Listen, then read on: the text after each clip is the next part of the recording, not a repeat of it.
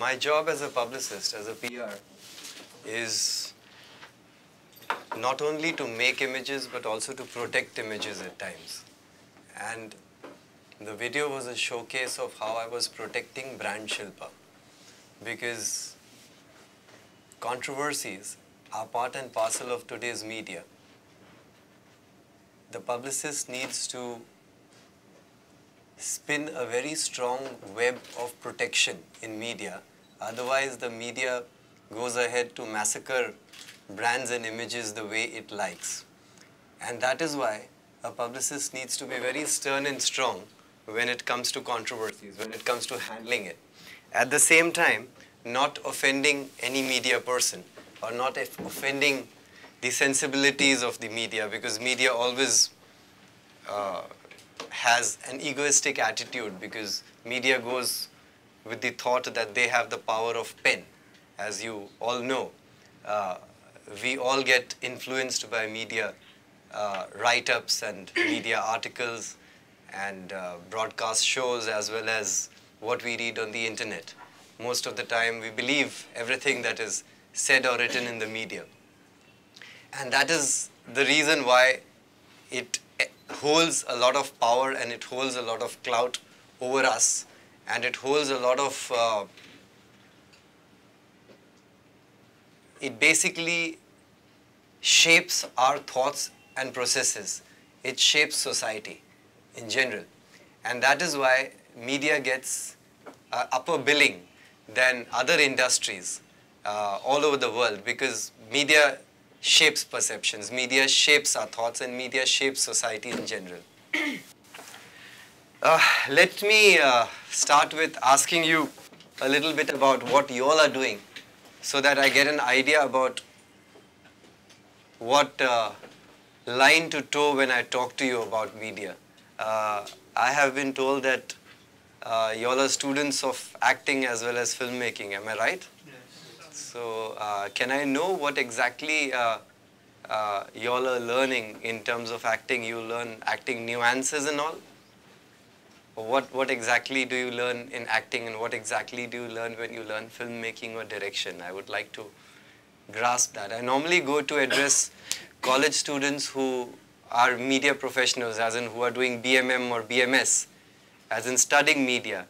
This is the first time I'm addressing an audience which is studying films or direction or acting. So if you can give me a little bit of a gist of what you all are doing, I can base my talk on something that would interest you all more. Can someone tell me in terms of... Basically learning script writing, Okay. sound design, Okay. direction, cinematography. Okay. We'll be ending with a showreel of our own. Okay.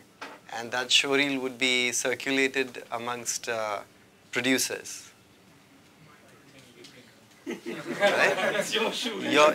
Your basic aim with the showreel would be to target makers to take you as directors or also be their final or editors. Like their final film. No, I'm trying to look at the final goal in life. The final goal in life is to brand yourself as a filmmaker or a director or a editor or a... The final goal is to have a publicist of our own. And in acting, how many students are learning acting here? Can you all please raise your hands? So specialization is going to start next semester. Okay, so acting comes later on. Later. I'll tell you a little, though a lot has been read in the introduction and you've seen part of what I do in the real world on the program, on the video. I'll tell you a little bit more about how I started and how I began, which will give you an insight about why I talk the way I talk or why I say what I say. I was in school in 6th standard. At the age of 14, I started writing in local newspapers in my hometown. That was Nagpur. And I wrote little poems and articles in my local publications out there. Around 1992, I joined a paper as a sub-editor cum reporter. And around 1995, I moved to Bombay, completing my graduation. And you all must have heard of a magazine called Cineblitz. Yes. I joined Cineblitz as chief sub-editor reporter. And I had a background in newspaper journalism before I joined Cineblitz. And Cineblitz came as a huge shock to me because at that time, what we today call tabloid journalism, at that time they used to call that yellow journalism. And Cineblitz and Stardust were the two publications practicing yellow journalism. I'll tell you what exactly, you all must be definitely having an impression about what gossip journalism is, or what yellow journalism is, or what tabloid journalism is. But I'll tell you exactly how I learnt the difference. I was in this newspaper where we used to edit articles, where we used to report. And when I joined Cineblitz, the first article I was given to edit was an article on one of my current clients, Govinda, who's now my client. And it was an interview, and I subbed it. You definitely know what sub-editing is. It's correcting the copy. I subbed the copy and I gave it to my senior. And my senior said, it's a very boring subbing job that you have done. What you do is you remove these two sentences from here, you remove these two sentences from here in between. So I said, yeah, but in newspaper journalism, we were taught to retain the context of the article when we edit, not to change the meaning of what was said.